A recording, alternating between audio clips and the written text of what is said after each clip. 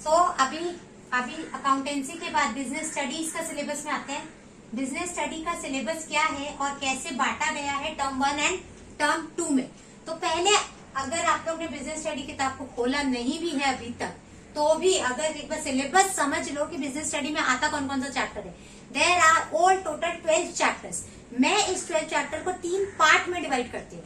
तो सबसे पहले पार्ट ए में मैनेजमेंट, बहुत बड़ा टॉपिक है। Management constitute of 7 chapter, 7 chapter है मैनेजमेंट का मिला करके। सबसे पहला नेचर एंड सिग्निफिकेंस, दूसरा प्रिंसिपल्स ऑफ मैनेजमेंट। ये 2 के अंदर खाली introduction and principles of management है। थर्ड, फोर्थ, 5 फंक्शंस है आपका। मैनेजमेंट का 5 फंक्शन है, पता है? Planning, organising, staffing, controlling, directing. तो ये 5 मिलाकर के planning, organising, staffing, directing, controlling, 7 chapter है मैनेजमेंट का। मैनेजमेंट का 7 चैप्टर के बाद एक बहुत ही छोटा प्यारा अच्छा चैप्टर है बिजनेस एनवायरनमेंट, जो इसी के अंदर घुस जाता है। मतलब है अलग टॉपिक, लेकिन मार्किंग इसकी कभी भी अलग नहीं आती इन लोग के साथ, मार्किंग इसके साथ ही रहता है। फिर बिजनेस एनवायरनमेंट के बाद ये टोटल देखिए 7 यहाँ पे, 8वां यहाँ पर। इसी को मैं नंबर 8 कर दे रही हूँ, आप लोग को क्लियर होगा इजी कर देगा। एक 4 चैप्टर और है आपका, 4 चैप्टर और है, इसको मैं ए कर दे रही हूँ। आपका मेन हेड है मैनेजमेंट को लेकर के एक है आपका 7 चैप्टर। फिर है 8वां चैप्टर बिजनेस एनवायरनमेंट।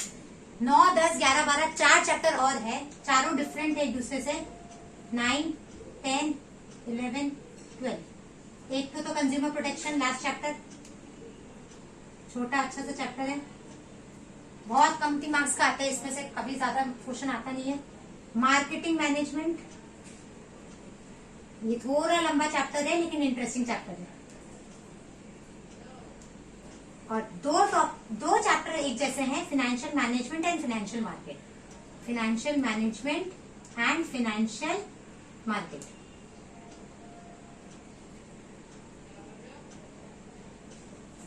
तो मैं जैसे बांटती हूँ, मेरे हिसाब से एक चैप्टर ये होता है, दूसरा है ये, तीसरा है ये। 3 पार्ट में मैं डिवाइड करती हूँ। मैनेजमेंट पूरा पढ़ो, उसी के साथ business environment is bonus. Financial management, financial market is a common chapter and marketing management and consumer protection. खाली दोनों का लिंक नहीं है, लेकिन फिर भी चाहे 3, 4 कर लो। This is chapter 3, this is chapter 4। इस तरह से आपका सिलेबस है। टर्म 1 में किसे डाला है, टर्म 2 में किसे डाला है, ये देख लेते हैं एक बार, ठीक है? और थोड़ा सा अलाइनमेंट ऊपर कर लो, ठीक है, कोई दिक्कत नहीं। Nature, principles, planning, organising, business environment, सबको डाल दिया टर्म 1 में। Nature, principles, planning, organising, business environment, सबको डाल दिया है टर्म 1 में। बाकी ये जो 3 यहाँ छूट गए, इसे डाल दिया है टर्म 2 में। इनमें से अब किसे डाला है, फाइनेंशियल मार्केट, फाइनेंशियल मैनेजमेंट को टर्म 2 में डाला है, मार्केटिंग को टर्म 1 में, कंज्यूमर को टर्म 2 में। समझ में?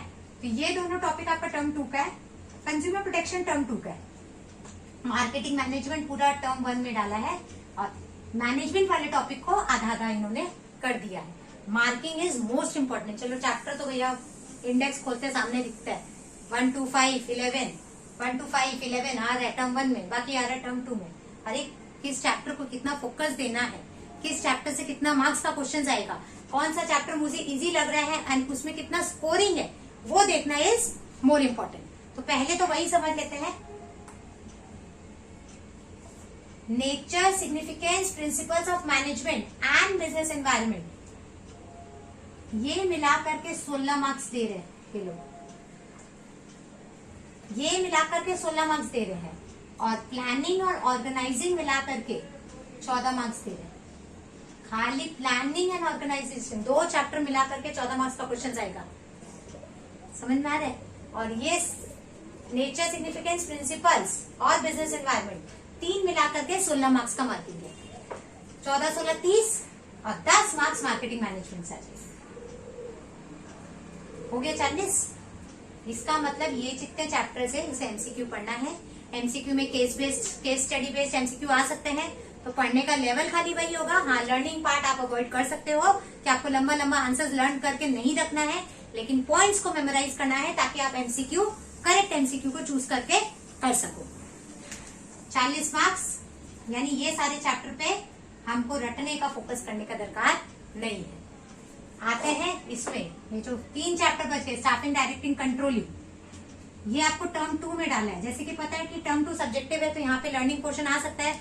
बाकी जब सीबीएसई वाले लोग पैटर्न भेजेंगे तब हमें समझ में आएगा कि लंबे आंसर्स लर्न करने हैं कि केस स्टडी। ऐसे भी BST is a 80% case study question paper of CBSE board. 80% case study, इसमें लॉन्ग क्वेश्चंस, शॉर्ट क्वेश्चंस कम ही आते हैं, केस स्टडीज या ऑब्जेक्टिव टाइप क्वेश्चंस ही ज्यादा आते हैं इन जनरल भी। और टर्म 1 टर्म 2 में बांटने के बाद में भी केस स्टडी बेस्ड ही आपका पेपर रखेगा, खाली मार्किंग 1-1 मार्क्स का क्वेश्चन कर देगा, ना कि 3 मार्क्स 4 मार्क्स का।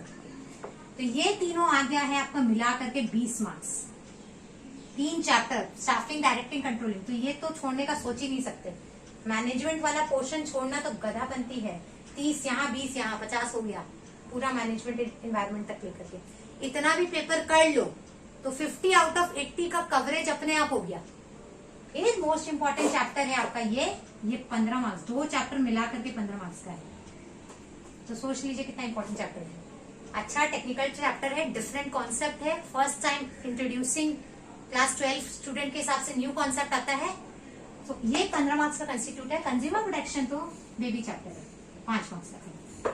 थोड़ा सा प्रोविजन लर्न कर लो, फीचर्स लर्न कर लो, हो जाएगा 5 मार्क्स पॉकेट में। तो ये 5 मार्क्स को पहले पॉकेट में लेकर के चलिए। उसके अलावा जो चीज फैक्टर को फोकस करना है वो यहाँ तक है, समझ में आया? इस तरीके से मार्किंग को इन्होंने बांट दिया है, सिलेबस को आधा आधा कर दिया है। Again I am saying, term 1 के सिलेबस टर्म 2 में रिपीट नहीं होंगे। टर्म 1 में जो चैप्टर चला गया, टर्म 2 में उस चैप्टर से क्वेश्चंस नहीं आएंगे। तो make your plan chart in such a way so you score better in term 1 first. उसका सिलेबस को फोकस करके, उसके एमसीक्यूज को बेटर तरीके से प्रैक्टिस करके इसमें स्कोरिंग करो। फिर आप लोग नवंबर के बाद अपना टर्म 2 रिवीजन करना शुरू करें। लेकिन वेरी ऑब्वियस, अगस्त सितंबर के एंड तक सिलेबस आपका टोटल कंप्लीट हो जाना चाहिए। ये जो पार्ट होता है पढ़ने का, ये रिवीजन पार्ट होता है। तो रिवीजन पार्ट अक्टूबर का महीना में, नवंबर के महीने में इसे रिवीजन करिए, उसके बाद इसे रिवीजन करिए। It's so easy. दिसंबर के बाद आधे चैप्टर खत्म। लोग पहले जनवरी से पूरा बोझा लेकर के चलते थे, इतना पढ़ना है। अब जनवरी से आधा बोझा हो गया, क्योंकि आधा निकल गया आपका। Got it? Okay, thank you. I hope you get the syllabus very nicely. VST.